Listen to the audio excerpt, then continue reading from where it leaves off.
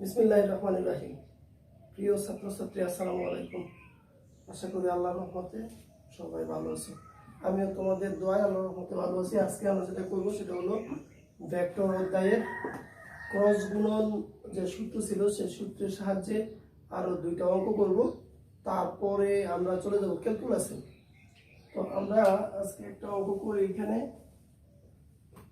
a vector equal to 2i minus 2j plus k এবং b vector equal to 4i minus 4j plus nk হলে nk m এর মান কত হলে a O b পরস্পর সমান্তরাল হবে। আগে আমরা একটা অঙ্ক করেছিলাম m এর মান কত হলে a ও b পরস্পর লম্ব হবে, আর আজকে আমরা যে অঙ্কটা করব সেটা হলো m এর মান কত হলে a ও b পরস্পর সমান্তরাল হবে। এই অঙ্কটা কিভাবে করব দেখি। আমরা জানি a cross b equal to ab sin theta, একক ভেক্টর হচ্ছে ইটা অথবা n। তো a ও b পরস্পর সমান্তরাল হলে থিটা ইকুয়াল টু কয় ডিগ্রি হবে? 0। কারণ a আর b যদি সমান্তরাল হয় তাহলে তারা একই দিকে যাবে, এবং দুইটা যদি একই দিকে যায় মধ্যবর্তী কোণ হয় 0 ডিগ্রি। তাহলে 0 ডিগ্রি যদি বসিয়ে দেই তাহলে এখানে হয় a cross b equal to ab sin 0 degree একক ভেক্টর। sin 0 ডিগ্রির মান হচ্ছে 0, sin 0 ডিগ্রি মান হচ্ছে 0। যদি 0 হয় তাহলে টোটালটা হয়ে যাবে 0, টোটালটা কি হয়ে যাবে 0। এই জায়গায় আমি লিখব i j k, এখানে হবে ax ay az bx by bz equal to 0। এই জায়গায় 0 যখন লেখা হয় তখন 0 একটা ভেক্টর হয়, যেটাকে বলা হয় শূন্য ভেক্টর। যেটাকে কি বলা হয়? শূন্য ভেক্টর।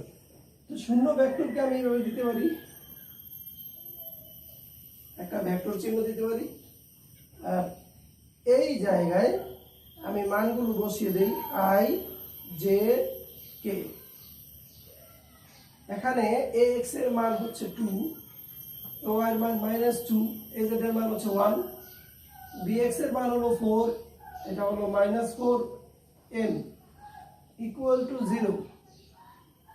এইবার এই জায়গায় এটাকে আমরা নির্ণায়কের নিয়ম অনুসারে বিন্যস্ত করব, অর্থাৎ বিস্তার ঘটাবো। বিস্তারটা কিরকম হবে? i যদি কমন নেই তাহলে এখানে হবে -2n, 1 আর 4 গুণ করলে হবে 4, এখানে মাইনাস, সূত্রের একটা মাইনাস আছে, এই মাইনাসের সাথে এই মাইনাস গুণ করলে হয়ে যাবে +4। পরেরটা হবে j যখন হবে তখন হবে 2m -4। তারপরটা হবে k যখন হবে এখানে হবে -8,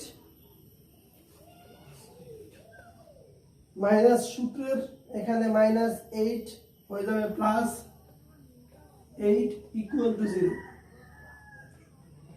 এই জায়গায় যেটা হবে সেটা হচ্ছে i -2m + 4 j 2m -4, এটা হয়ে যাবে 0 ইকুয়াল টু হয়ে গেল 0। সমীকরণের উভয় পক্ষে সমীকৃত করার জন্য এই জায়গায় দেখো আমরা এইভাবে লিখতে পারি i -2m + 4 j 2m -4 equal to 0 into I plus 0 into J, ডান পাশে আছে হলো 0, এই 0 কে আমরা লিখতে পারি 0 into I plus 0 into J, এটা হয়ে যায় 0ই হয়ে যায়। লাভ হলো কি, এই জায়গায় দেখো মাইনাস আর এই জায়গায় হচ্ছে লিখলাম প্লাস।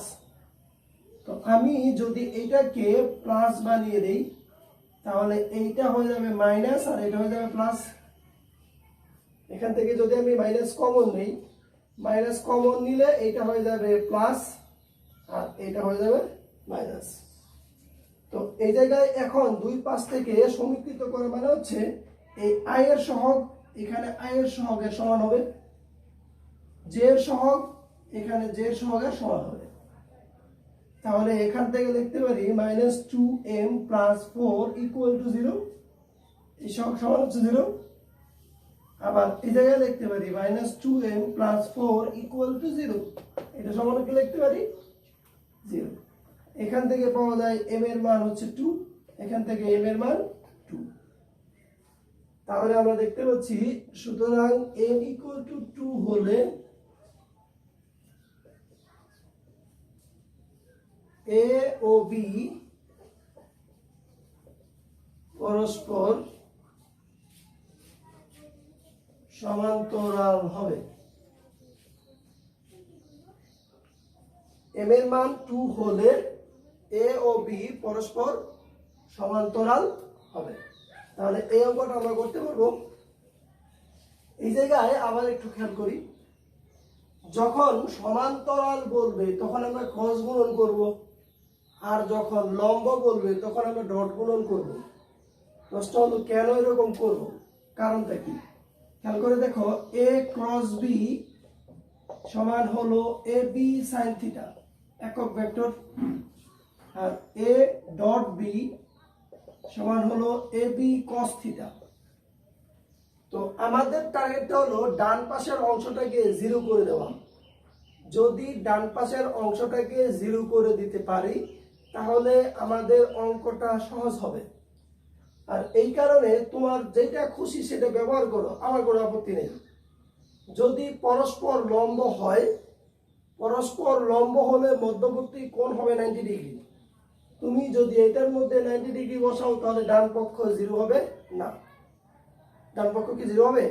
sin 90 ডিগ্রির মান হচ্ছে 1। তাহলে আমরা এটা ব্যবহার করব না, ব্যবহার করব এটা, cos 90 ডিগ্রির মান হচ্ছে 0। যদি পরস্পর সমান্তরাল হয় তাহলেও তুমি যে কোনটা ব্যবহার করতে পারো, আমার কোনো আপত্তি নাই। কিন্তু তুমি দেখবা ডান পাশে কোনটা বসাইলে 0 হয়। পরস্পর সমান্তরাল যদি হয় তাহলে হবে মধ্যবর্তী কোণ 0 ডিগ্রি, আর cos 0 ডিগ্রির মান হচ্ছে 1। cos 0 ডিগ্রির মান কত? 1। তাহলে এইটার ডান পক্ষটা 0 হলো না, কিন্তু sin 0 ডিগ্রির মান হচ্ছে 0। তাহলে এটার ডান পক্ষটা 0 হয়ে যায়। মুখস্থ করার কোনো দরকার নাই, তুমি কোনটা ব্যবহার করবে তোমার অঙ্কই বলে দিবে যে আমাকে এটা ব্যবহার করতে হবে, তাহলে আমার অঙ্কটা সহজ হবে। কিছু টেকনিক মনে রাখতে হবে, সেটা হচ্ছে এটা ডান পক্ষটা যেন 0 হয়ে যায়, তাহলে আমার অঙ্কটা সহজ হবে। ওকে, একটা এক্সাম্পল দিই তোমাদের।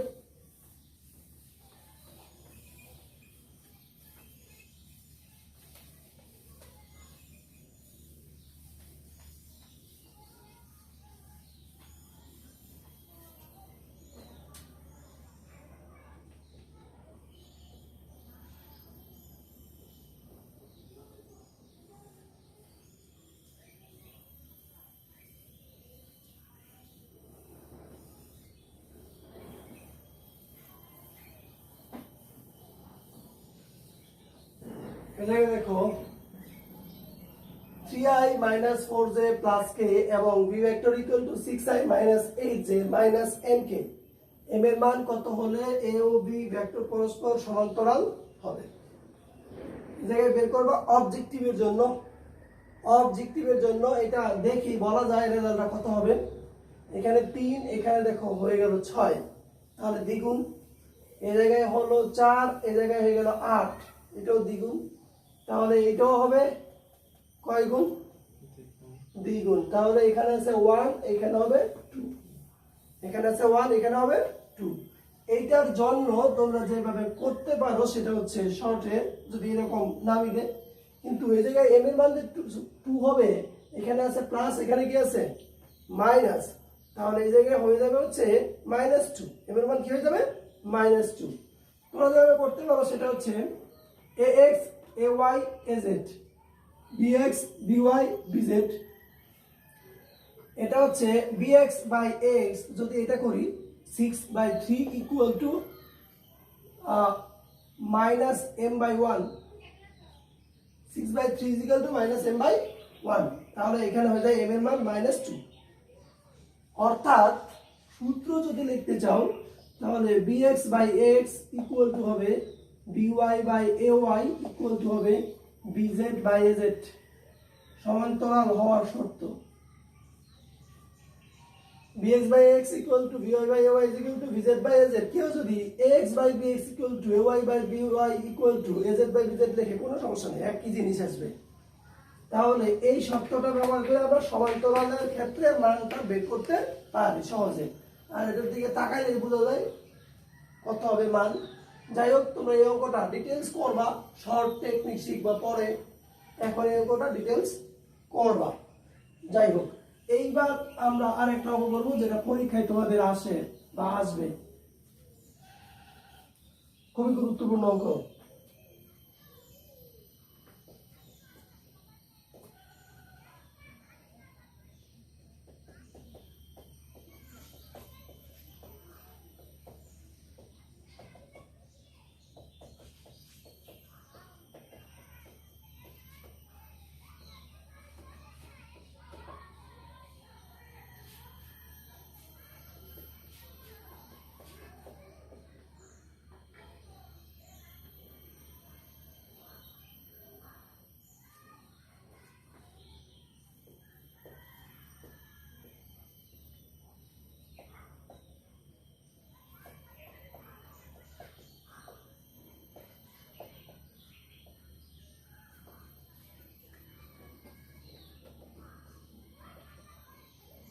এখানে তিনটা ভেক্টর দেওয়া আছে, একটা a ভেক্টর, আর একটা b ভেক্টর, আর একটা হলো c ভেক্টর।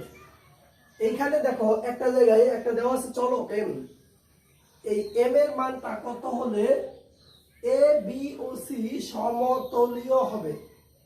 সমতলীয় কথাটার মানে কি? সমতলীয় কথাটার মানে হচ্ছে তারা একই তলে থাকবে। তো একই তলে থাকবে এর মানেটা কি? মনে করো এটা a ভেক্টর, এটা b ভেক্টর, আর এটা c ভেক্টর। আমরা এখানে দেখতে পাচ্ছি এ বি সি ভেক্টর তিনটি একই তলে আছে নাকি ভিন্ন তলে? এ বি সি ভেক্টর তিনটি একই তলে আছে, তখন এই এ বি সি তিনটা ভেক্টরকে বলা হবে সমতলীয় ভেক্টর। আমাদের কাছে প্রশ্ন হলো এম এর মান কত হলে এ বি সি ভেক্টর তিনটি একই তলে থাকবে। কিভাবে আমরা প্রমাণ করব যে তিনটা ভেক্টর একই তলে আছে? খেয়াল করে দেখো, আমি যদি এ আর বি ক্রস গুণন করি, এ ক্রস বি, এ আর বি ক্রস গুণন করলে নতুন আরেকটা ভেক্টর পাওয়া যায়। সবাই জানো ক্রস গুণন করলে নতুন আরেকটা ভেক্টর পাওয়া যায়। আমি ধরে নিলাম সেই ভেক্টরটা হলো ডি ভেক্টর। কি ধরে নিলাম? ভেক্টরটা কি? D vector. এইবার আমাকে বলতে হবে এই ডি ভেক্টরের দিক কোন দিকে। যদি এ থেকে বি এর দিকে যাই আমি, তাহলে এখানে এটা ঘুরবে ঘড়ির কাঁটার উল্টা দিকে, আর ঘড়ির কাঁটার উল্টা দিকে ঘোরার সময় ভেক্টরের দিক যেটা হয় সেটা হচ্ছে লম্ব বরাবর বাইরের দিকে, কারণ উল্টা দিকে ঘোরানোর সময় স্ক্রুটা বাইরের দিকে বের হয়ে যায়। স্ক্রুটা কি করে? বাইরের দিকে বের হয়ে যায়। তাহলে এই জায়গায় ভেক্টরটার লব্ধি বা যেটা রেজাল্ট ভেক্টর পাবো সেটা হবে লম্ব বরাবর বাইরের দিকে। এইবার দেখো ডি এর সাথে যদি অবশিষ্ট সি ভেক্টরটা ডট গুণন করি, এই ডি ভেক্টর কোন দিকে গেল? লম্ব বরাবর বাইরের দিকে। আর সি ভেক্টরটা তো এই তলের মধ্যে আছে, তাহলে এই জায়গায় যেটা দাঁড়ায় সেটা হলো ডিসি কস কয় ডিগ্রি হবে? ডি এবং সি এর মধ্যবর্তী কোণ কয় ডিগ্রি? ডি হলো লম্ব বরাবর বাইরের দিকে, আর সি ভেক্টরটা হলো এই বোর্ডের তল বরাবর। তাহলে এই দুইটার মধ্যবর্তী কোণ কয় ডিগ্রি? 90 ডিগ্রি। যদি 90 ডিগ্রি হয় তাহলে আমরা লিখে দিলাম 90 ডিগ্রি। এবার cos 90 ডিগ্রি মান হচ্ছে 0। তাহলে d এর মানটা যদি আমি বসিয়ে দেই a cross b dot c equal to হয়ে গেল 0। এইখান থেকে আমরা একটা সিদ্ধান্তে আসবো। সিদ্ধান্তটা কিরকম? যে দুইটা ভেক্টরের ক্রস গুণন করার পরে যে ভেক্টরটা পাওয়া যাবে সেই ভেক্টরের সাথে আরেকটা ভেক্টর যেটা বাকি আছে সেই ভেক্টরটা যদি ডট গুণন করে দেই তাহলে রেজাল্ট হবে 0। রেজাল্ট কি হবে? 0। যদি রেজাল্ট 0 হয় তাহলে বলা যাবে এ বি সি তিনটা ভেক্টর সমতুল্য। কিভাবে এটা প্রতিপাদন করলাম দেখো। আগে আমরা ধরে নিলাম তিনটা ভেক্টর সমতুল্য। তো তিনটা ভেক্টর সমতুল্য হওয়ার পরে আমরা এটা থেকে শর্তটা বের করলাম। কি বের করলাম? শর্ত। তাহলে সমতুল্য হওয়ার শর্ত কি? দুইটা ভেক্টরের ক্রস গুণফল বাকি একটা ভেক্টরের সাথে ডট গুণন করলে রেজাল্ট হবে কি? 0। রেজাল্ট কি হবে? 0। এটা হলো শর্ত। চালাক স্টুডেন্ট যারা আছে তারা করে এরকম, a dot b cross c equal to 0। এটা ভুল। এটা করলে হবে না। কেন হবে না? দেখি কেন হবে না। a ডট b, a আর b যদি ডট গুণন করি তাহলে মান বের হবে একটা স্কেলার। স্কেলার যদি বের হয়, কারণ ডট গুণনের রেজাল্ট বের হয় স্কেলার। এবার স্কেলারের কোনো দিক নাই। এবার স্কেলারের সাথে আরেকটা ভেক্টর যদি আমি গুণ করি তাহলে সেটা একটা ভেক্টর থাকবে, সেটার মান কখনোই শূন্য হতে পারে না। তাহলে এই শর্তটা ভুল। ইচ্ছা মতো এক জায়গায় ডট দিলাম ক্রস দিলাম এরকম করা যাবে না। তাহলে এটা ভুল। কিন্তু এইটা ঠিক, B cross C dot A সমান 0। যদি এটা লিখি তাহলে এটাও ঠিক। যে কোনো দুইটা ভেক্টরের ক্রস গুণফল, যে কোনো দুইটা ভেক্টরের ক্রস গুণফল বিসি হোক বা এসি হোক বা এডি হোক, যাই হোক, এই গুণফলটা বাকি যে ভেক্টরটা থাকবে তার সাথে করতে হবে ডট গুণন। তার সাথে কি করতে হবে? ডট গুণন। যদি তার সাথে ডট গুণন করা হয় তাহলে রেজাল্টটা কি হবে? 0। এইটার প্রমাণটা যদি আমি এখানে দেখতে চাই তাহলে এরকম হবে, বি ক্রস সি, এখানে একটা লব্ধি পাওয়া যাবে বা রেজাল্ট পাওয়া যাবে, সেটা হচ্ছে ডি ভেক্টর। আর সেই ডি ভেক্টরের দিক হবে লম্ব বরাবর বাইরের দিকে। এইবার ডি আর এ এর মধ্যবর্তী কোণ হবে 90 ডিগ্রি। আর 90 ডিগ্রি যদি হয় তাহলে cos 90 ডিগ্রি মান হবে 0। একটা যদি এসি ধরে নেই তাহলে কেমন হবে? কোনো সমস্যা নাই। যে কোনো দুটি ভেক্টরের ক্রস গুণফল এ ক্রস বি হতে পারে, আবার বি ক্রস সি হতে পারে, আবার এ ক্রস সি হতে পারে। যে কোনো তিনটা ভেক্টরের যে কোনো দুটি ভেক্টরের ক্রস গুণফল বাকিটার সাথে হবে ডট গুণফল। প্রথমে ক্রস তারপরে এতটুকু মনে রাখলেই হবে। এবার এইটার ব্যবহার এখানে দেখি। প্রথমে দেখব, আমরা জানি A cross B I J K, এই জায়গায় 2 - 3, এখানে 2, বি হচ্ছে 3 + 2 - 1। আই যদি কমন নেই এখানে হবে 3 - 4 - j -2 -6 plus k 4 + 9 equal to হবে -i, এখানে হবে -8 -7 হয়ে যাবে +8j, এখানে হবে 13k। তাহলে এখানে আমরা পেয়ে গেলাম a ক্রস b। দেখব এখন a cross b dot c equal to 0। a cross b হলো -i + 8j + 13k dot c হলো 1 - j + mk ইকুয়াল টু হবে 0। এবার দুটো গুণ করে দেই। এটা ডট গুণন যখন করি তখন শুধু মানগুলো গুণ করতে হয়। শুধু কি গুণ করতে হয়, মানগুলো অর্থাৎ সহগগুলো, আয়ের সাথে আয়ের সহগ। এখানে 1 এখানে -1, তাহলে হবে -1, এখানে 8 এখানে -1 এখানে হবে -8, এখানে হচ্ছে 13 এখানে হচ্ছে m এখানে হবে 13m ইকুয়াল টু 0। আমরা জানি ডট গুণন বা স্কেলার গুণন a ডট b যেটা বের করেছিলাম ax, এখানে এটা হচ্ছে bx। i এর সাথে যেটা আছে এটা হচ্ছে ax, এখানে ax এর মান হচ্ছে -1 আর bx এর মান হচ্ছে এখানে 1 আর -1 গুণ করলে হবে -1। ay এর মান হচ্ছে 8, এখানে by এর মান হচ্ছে -1, 8 ইনটু -1 মানে হচ্ছে -8, তারপরে 13 প্লাস ইনটু m সমান হচ্ছে 13m। এই জায়গা থেকে লেখা যায় 13m ইকুয়াল টু 9। সুতরাং m ইকুয়াল টু 9/13, অর্থাৎ m এর মান 9/13 হলে a b c সমতলীয় হবে। এই জায়গায় যদি কেউ b ক্রস c করতো কোনো সমস্যা ছিল না। তবে আমার একটা পরামর্শ আছে, সেটা হলো তোমরা দেখবা যে ভেক্টরের সাথে চলকটা থাকবে অর্থাৎ m বা a অথবা b অথবা p যাই থাকুক, যে ভেক্টরের সাথে m বা a বা p যাই থাকুক না কেন, সেটা যার সাথে থাকবে সেটাকে তোমরা আলাদা রাখার চেষ্টা করো।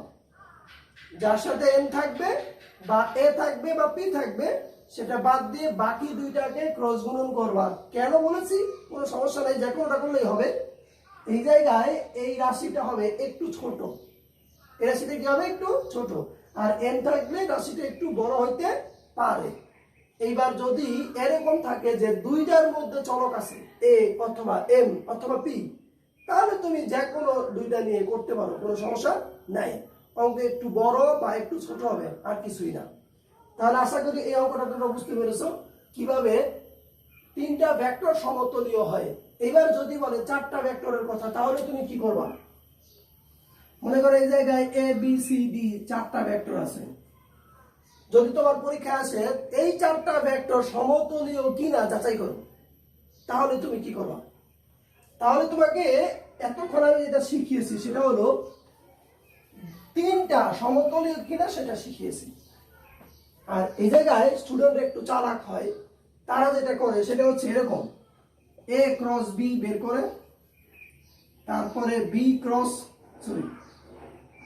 c ক্রস d বের করে, তারপরে বলে দেয় a cross b dot c cross d equal to 0। এটা করলে হবে না, সুতরাং এটা করা যাবে না। তাহলে কি করতে হবে? তুমি আগের নিয়ম ফলো করবা, a ক্রস b বের করলা, তারপরে লিখবা a cross b dot c equal to 0, a cross b dot c equal to 0। তার মানে কি, এটা বাদ, এই তিনটা ভেক্টর সমতলীয়। যদি দুইটা ভেক্টরের গুণফল a ক্রস b ভেক্টর গুণফল বাকিটার সাথে ডট গুণন করার পরে 0 হয়, তাহলে আমরা সিদ্ধান্ত নিতে পারি এই তিনটা ভেক্টর কি সমতলীয়। এবার বাকি আছে আরেকটা, সেটার জন্য আমরা যেটা করব সেটা হচ্ছে a cross b dot d equal to 0। প্রথমে করেছি a b c তিনটা সমতলীয়, পরে কি করেছি a b d এই তিনটা সমতলীয়, তাহলে কি চারটাই সমতলীয়। যতগুলো ভেক্টর দেওয়া থাকবে তিনটা তিনটা করে তোমাকে করতে হবে, তিনটা তিনটা করে যদি 0 মান আসে তাহলে বোঝা যাবে যে ভেক্টরগুলো সমতলীয়। আমি যদি বলি করিম রহিম কামাল জামাল চারজন, করিম রহিম কামাল জামাল চারজন, করিম রহিম এবং কামাল সমবয়সী, অর্থাৎ এই তিনজনের বয়স 18 বছর করে। এবার করিম রহিম আর জামাল এটা বাদ দিয়ে এই তিনজনের বয়স 18, তাহলে কি দাঁড়াইলো? চারজনের বয়সী 18। কথা কি বুঝাইতে বললাম? তাহলে তিনটা সমতলীয়, এবারে বাজারটা বাদ দিয়ে এই তিনটা সমতলীয়, তাহলে চারটাই সমতলীয়। Clear?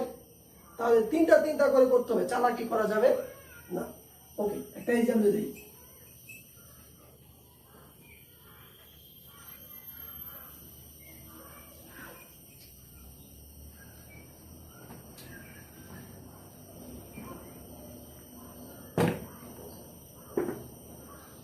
3 minus 2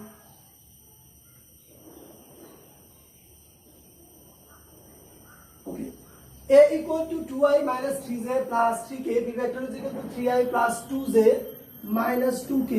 C vector is equal to 2i minus j plus nk. m এর মান কত হলে abc সমতলীয় হবে। আজকে আমরা যেটা করব সেটা হচ্ছে লন রোলার ঠেলা অপেক্ষা টানা সহজ।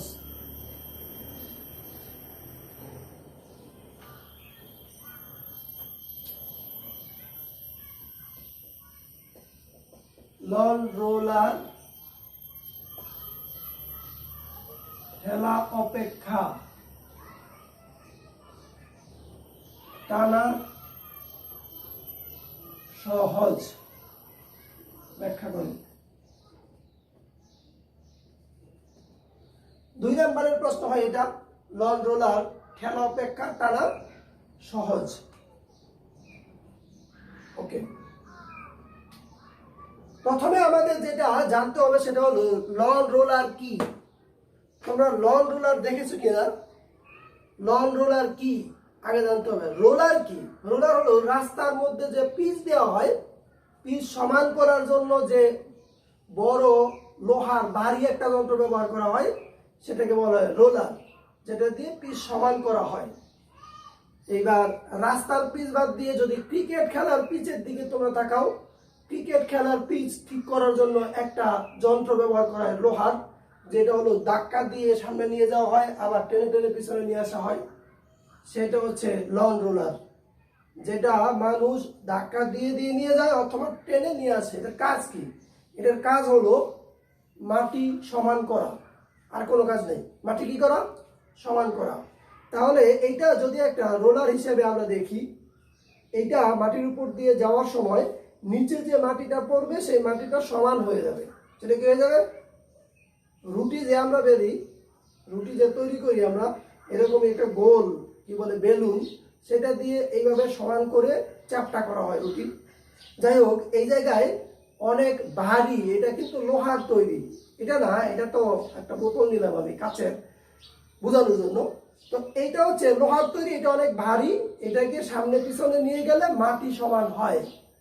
ক্রিকেট খেলার পিচের মধ্যে টিভির মধ্যে তোমরা দেখতে পাবা, এরপরে যখন দেখবা অবশ্যই খেয়াল করবা। তো ওইটাকে বলা হয় লন রোলার। তো এইবার এই লন রোলার কিভাবে কাজ করে সেটা আগে জানতে হবে। এটা এরকম গোল থাকে, এটা এইদিকে তো একটু চিকন হয়ে গেলে এদিকে মোটা, এই অংশটা বাদ দিলাম, এই অংশটা নিলাম আমরা শুধুমাত্র, সব দিকেই সমান থাকে। তো এটার ভিতর দিয়ে একটা রড ঢুকানো থাকে। কি ঢুকানো থাকে? রড।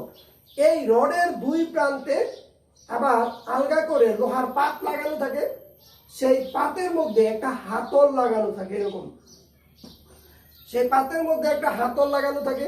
এইবার আমরা এই হাতলের মধ্যে ধাক্কা দিলে এই ধাক্কাটা মূলত গিয়ে লাগে এই লন রোলারের মাঝে। তখন এই ধাক্কার কারণে এইটা এইভাবে ঘুরতে থাকে, এভাবে ঘুরতে ঘুরতে সামনের দিকে যায়। এইবার যদি আমি টান দিই, টান দেওয়ার সময়ও এই ধাক্কাটা লাগে হচ্ছে লন রোলারের মাঝে, যে রডের কথা বলেছি সেই রডের মধ্যে। কোথায় লাগে? লন রোলারের মাঝে যে রডটা দেওয়া আছে সেই রডের মধ্যে লাগে। তো এটার মধ্যে টেনে আর ধাক্কা দিয়ে এটাকে সরানো যায়। টানার সময় এটা ঘুরতে ঘুরতে পিছনে আসে, ধাক্কা দেওয়ার সময় এটা ঘুরতে ঘুরতে সামনের দিকে যায়। আর এটার কাজ হলো মাটি সমান করা। মোটামুটি লন রোলার চিনাইলাম তোমাদের। এইবার যদি আমি এই জায়গায় চিত্র আঁকি লন রোলারের, খেয়াল করো, তুমি যদি এইখানে একটা লন রোলার রেখে এইখানে তুমি ছবি তোলো, তাহলে লন রোলারের চিত্র আসবে এরকম একটা বৃত্ত। কি আসবে? একটা বৃত্ত। তাহলে এই লন রোলারের মাঝে দিয়ে আমি বলেছিলাম একটা রড আছে, কোন দিক দিয়ে? মাঝে দিয়ে একটা রড আছে। এই রডটার মধ্যে মূলত বলটা প্রয়োগ করা হয়। কার মধ্যে বল প্রয়োগ করা হয়? মাঝে যে রডটা আছে সেই রডের মধ্যে বল প্রয়োগ করা হয়। আর সেটা ধাক্কায় লন রোলারটা ঘুরতে ঘুরতে সামনের দিকে যায়, আবার টানার সময় ঘুরতে ঘুরতে পিছনের দিকে আসে। তাহলে এইটা হচ্ছে মূলত লন রোলার। এত ছোট লন রোলার যদি আমি এখন আঁকি তাহলে তোমাদেরকে বোঝাতে পারবো না। এই জন্য আমি বড় লন রোলারের চিত্র আঁকবো, তারপরে আমি তোমাদের বুঝাবো। সবাই এতটুকু বড় করে আঁকবা, দুইটা চিত্র আঁকবো আমি একসাথে।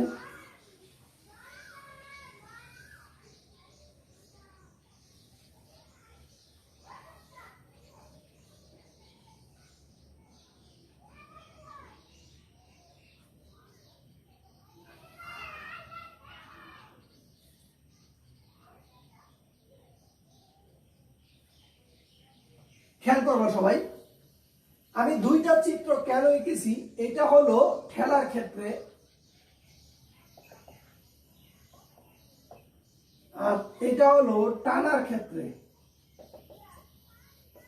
কেন ঠেলা টানা বললাম? লন রোলার ঠেলা অপেক্ষা টানা সহজ। ঠেলার ক্ষেত্রে কি ঘটনা ঘটে সেটা ব্যাখ্যা করব, আবার টানার ক্ষেত্রে কি ঘটনা ঘটে সেটাও ব্যাখ্যা করব। খেয়াল করে দেখো, আমি এখানে বল প্রয়োগ করলাম এফ। কতটুকু বল প্রয়োগ করলাম? তো আমি যখন এদিকে ধাক্কা দিব, এই ধাক্কাটা এই বরাবর, এই যে একদম লনের কেন্দ্র বরাবর এই দিকে কাজ করবে এফ। আর যখন টান দিব তখন এই কেন্দ্র থেকে এই যে দিকে টান দিব এফ।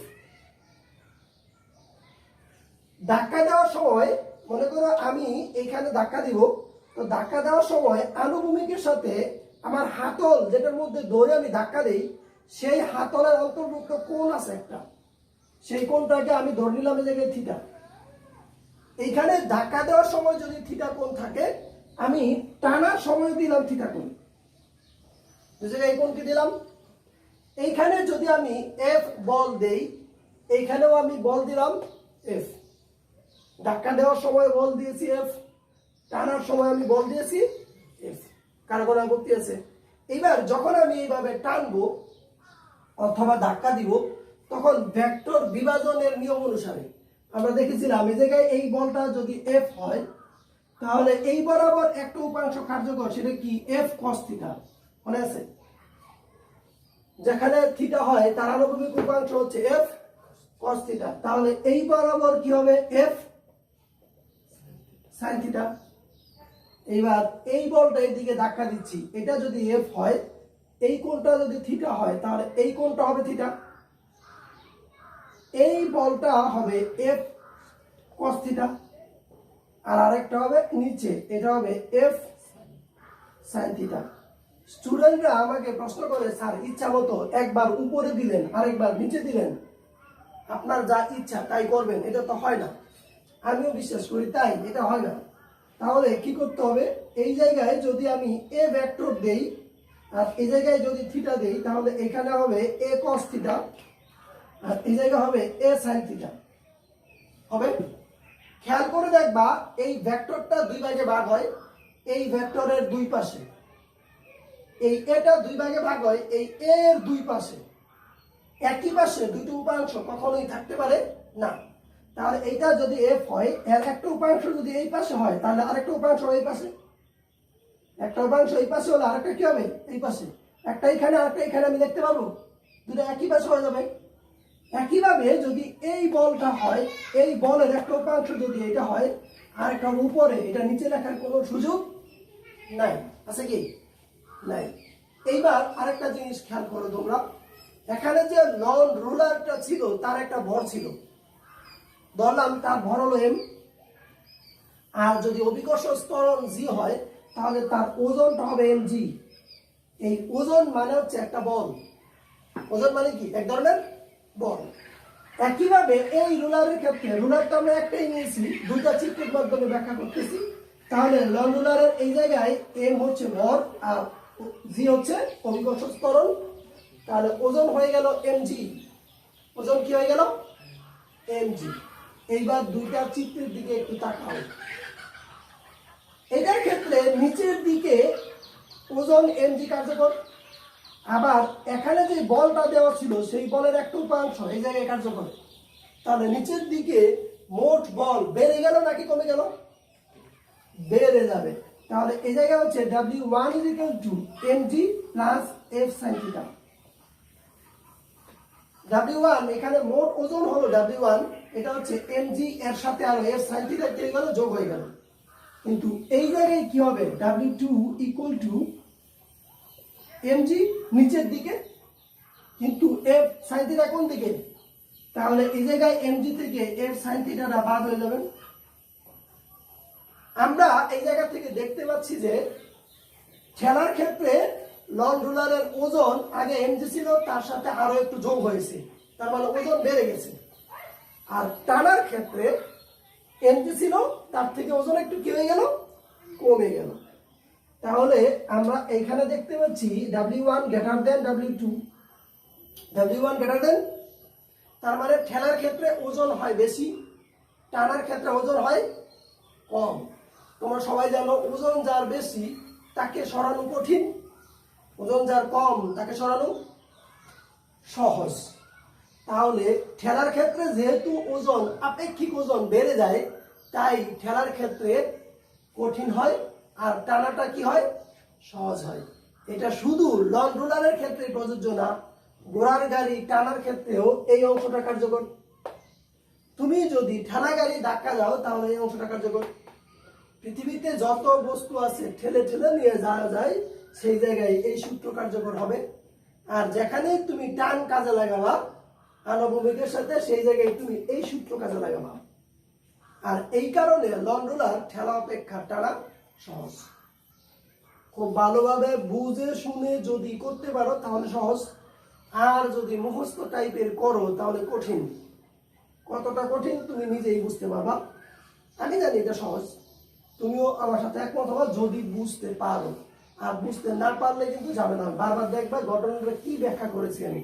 এটা দিয়ে একটা অঙ্ক করবো আমি এখন, সেই অঙ্কটা একটু বড় হবে।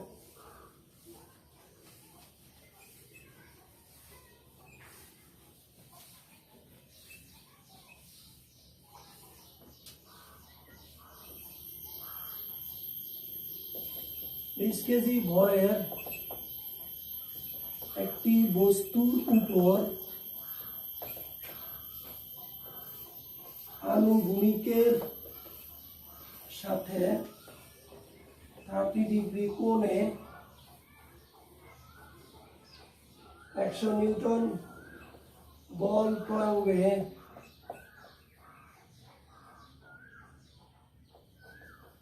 একবার ঠেলে আরেকবার টেনে 200 মিটার দূরত্বে নেওয়া হলো, কোন ক্ষেত্রে বেশি সময় লাগবে? গাণিতিক ভাবে বিশ্লেষণ করো।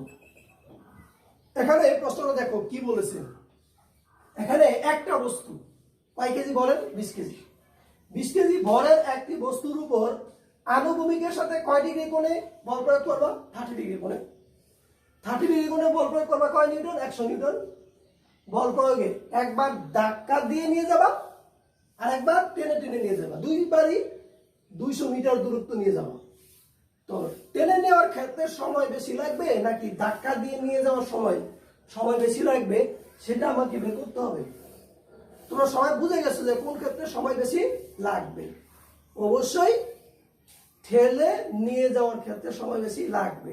এখানে উত্তর শেষ ছিল, কিন্তু এই জায়গায় বলে দিয়েছে গাণিতিক ভাবে বিশ্লেষণ করো। সুতরাং শুধু উত্তর দিলে হবে না, এবার গাণিতিক ভাবে দেখাইতে হবে যে ঠেলে নিয়ে যাওয়ার সময় বেশি সময় লাগবে।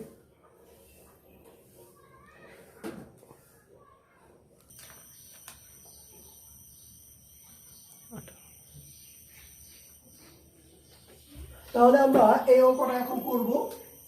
প্রথমে দেখব ঠেলার ক্ষেত্রে। ঠেলার ক্ষেত্রে তোমরা ক্যালকুলেশনটা আমাকে একটু দ্রুত জানাবা যে মানটা কত আছে, আমি নিয়মটা দেখা দিচ্ছি। ঠেলার ক্ষেত্রে কার্যকর ওজন W1 is equal to mg plus f sin theta। এই জায়গায় আমাদের মানগুলো কি কি দেওয়া আছে সেগুলো একটু লিখে রাখি। বলো, এখানে মান দেওয়া আছে, m এর মান এম হচ্ছে 20 কেজি, থিটার মান, থিটা হলো 30 ডিগ্রি, বলের মান দেওয়া আছে এফ হলো 100 নিউটন, দূরত্ব দেওয়া আছে এস ইকুয়াল টু 200 মিটার। এবার কার্যকর ওজন এখানে 20 ইন্টু 9.8 প্লাস 100 সাইন 30 ডিগ্রি কত হয়? 246। 246 ডাইরেক্ট না নিউটন। ওজনের একক নিউটন, বলের একক কি নিউটন। তাহলে এখানে কার্যকর ওজন হলো এত নিউটন। এইবার আমি লিখবো কার্যকর ভর M1 equal to W1 by Z। 246 কে 9.8 দিয়ে ভাগ করো। 25.102। 102 কেজি, এটা কার্যকর ভর। কেন এরকম হলো আমি বুঝাচ্ছি। এরপরে লিখবা কার্যকর বল F1 equal to F cos theta সমান হলো 100 cos 30 ডিগ্রি। 100 cos 30 ডিগ্রি মান কত? 86.6। 86.6 পরে কত? 025। 026 নিউটন। এত রেখে দেই F1 এর মান। এইবার আমরা লিখব হচ্ছে কার্যকর ত্বরণ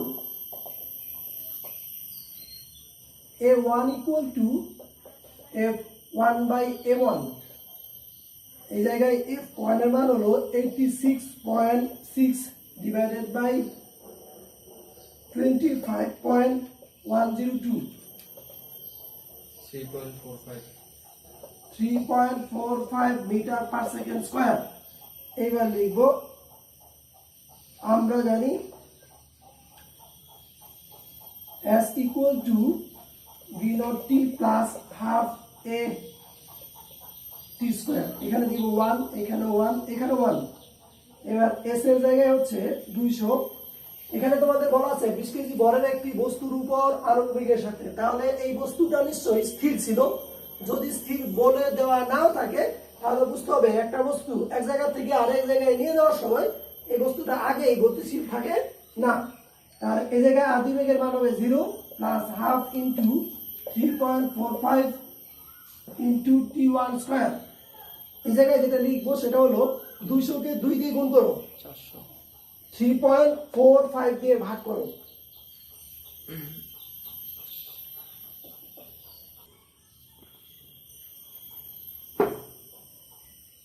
দেখি ঠিক আছে কিনা, নাহলে আবার এখানে বলো T1 এর মান কত? 10.77। 10.77 সেকেন্ড। তাহলে ঠেলার ক্ষেত্রে আমাদের সময় লাগবে 10.77 সেকেন্ড। এইবার এই অংশটা পুরোটা বুঝাবো। এতটুকু হচ্ছে শুধু ঠেলার ক্ষেত্রে, আবার এই অঙ্কটা করতে হবে টানার ক্ষেত্রে। আমি দেখিয়ে দিচ্ছি। ঠেলার ক্ষেত্রে কার্যকর ওজন একটু আগে তোমরা দেখেছো, ঠেলার ক্ষেত্রে একটা বস্তুর ওজন বেড়ে যায়, একটা বস্তুর ওজন বেড়ে যায়। বেড়ে গিয়ে কি হয়? W1 mg, এটা আগের ওজন F sin θ এর সাথে যোগ হয়। এখান থেকে আমরা পেয়ে গেলাম হচ্ছে 246 নিউটন। এইবার ওজন দিয়ে আমরা অঙ্ক করতে পারি না, আমরা অঙ্ক করেছি ভর দিয়ে। এই জন্য আমাকে কি করতে হবে? ভর বের করতে হবে M1। M1 equal to W1 by Z। তোমরা এটা জানো, যদি ওজনকে অভিকর্ষ ত্বরণ দিয়ে ভাগ করি তাহলে ভর পাওয়া যায়। তাহলে এই জায়গায় ভর হলো 25.102 কেজি। ভর আগে ছিল 20 কেজি, এখন ভর আবার বেড়ে যায় কিভাবে? বস্তুর ভর তো বাড়ে না, ধাক্কা দেওয়ার সময় তলের দুইটা তলের মধ্যে যে ঘর্ষণ হয়, এই ঘর্ষণের কারণে বস্তুর আপেক্ষিক ভর বেড়ে যায়। বস্তুর ভর আসলে বাড়া সম্ভব না, কিন্তু তার আপেক্ষিক ভরটা কি হয়? বেড়ে যায়। এবার M1 এর মান 25.102 কেজি। এইবার যেই বলের কারণে বস্তুটা সামনের দিকে যাবে সেটা কোন বল? তোমরা আগের চিত্রটা একটু খেয়াল করলে দেখতে পাবা, এই জায়গায় আনুভূমিক বরাবর একটা বল ছিল F cos θ। আনুভূমিক বরাবর যে বলটা ছিল সেই বলটার কারণে মূলত বস্তুটা কোন দিকে যাবে? সামনের দিকে যাবে। এই জন্য এটাকে বলা হয় কার্যকর বল। এটাকে আমরা ধরলাম F1 equal to F cos θ, যেটা আনুভূমিক বরাবর কার্যকর ছিল। তাহলে 100 cos 30 ডিগ্রি এখানে 86.6 নিউটন। এবার আমাদের লাগবে কার্যকর ত্বরণ। কার্যকর ত্বরণ হলো কার্যকর বল ডিভাইডেড বাই কার্যকর ভর। এই জায়গায় আমরা ত্বরণ পাইলাম। তারপরে তোমরা জানো s = ut + ½ at²। ইন্টারমিডিয়েটে আমরা ব্যবহার করব v0, u এর জায়গায় v0। এটা মূলত u। কেন সেটা তৃতীয় অধ্যায়ে বলবো। তো u দিলেও কোনো সমস্যা নাই। মানগুলো বসানোর পরে t1 এর মান পাইলাম আমরা 10.77 সেকেন্ড। এইবার আমরা করব টানার ক্ষেত্রে। টানার ক্ষেত্রে কোন জায়গায় চেঞ্জ হবে লিখে দিচ্ছি। টানার ক্ষেত্রে এই জায়গায় হয়ে যাবে মাইনাস। এটা মাইনাস করো, দেখি কত হয়। 146। এটা হবে W2 146 নিউটন। এইবার এখানে হবে কার্যকর ভর N2, এটা হবে W2 divided by G 146 divided by 9.8 14.897। এইবার কার্যকর বল যেটা আছে সেটা আগের মতোই থাকবে। তোমরা আগের চিত্রটা একটু দেখলেই বুঝবা। এই বলটা যেটা আনুভূমিক উপাংশ সেটা ঠেলার ক্ষেত্রে যা, টানার ক্ষেত্রেও তাই। এখানে F2 এর মান হবে তো। এবার কার্যকর ত্বরণ F2 = F2/m2।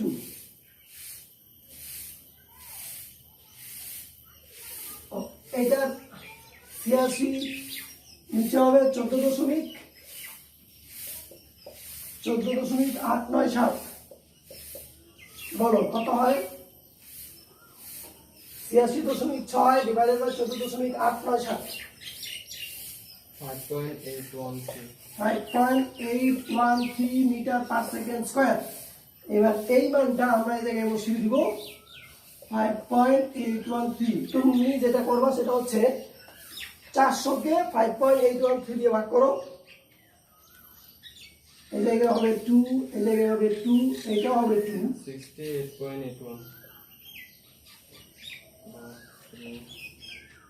এর মান হইছে 8.295 8.295 সেকেন্ড। তাহলে দেখো টানার ক্ষেত্রে আমাদের সময় লাগলো 8.295। ক্যালকুলেশনটা তোমরা নিজেরা করবা, আমি নিয়মটা দেখাইলাম। তো টানার ক্ষেত্রে আমাদের সময় লাগলো 8.295 সেকেন্ড, আর ঠেলার ক্ষেত্রে আমাদের সময় লাগলো 10 পয়েন্ট সামথিং। তাহলে এই দুটা ক্যালকুলেশন থেকে আমরা বুঝতে পারতেছি যে ঠেলার ক্ষেত্রে বেশি সময় লাগে আর টানার ক্ষেত্রে কম সময় লাগে। আমরা এটার একটা HW দিব এখন। HW হবে এই জায়গায় 25 কেজি। আনুভূমিকের সাথে এই জায়গায় দিব 45 ডিগ্রি। এই জায়গায় দিব 150 নিউটন, আর এই জায়গায় দিব 120 মিটার, 120 মিটার। বাকি অঙ্কটা একই থাকবে। তোমরা খুব ভালোভাবে এই অঙ্কটা করার চেষ্টা করবা, যাতে করে এই ধরনের অঙ্ক পরীক্ষা আসলে পারো। বিভিন্ন ধরনের উদাহরণ দিয়ে এই অঙ্কগুলো থাকতে পারে। আশা করি সবাই ভালো থাকবা। আল্লাহ হাফেজ।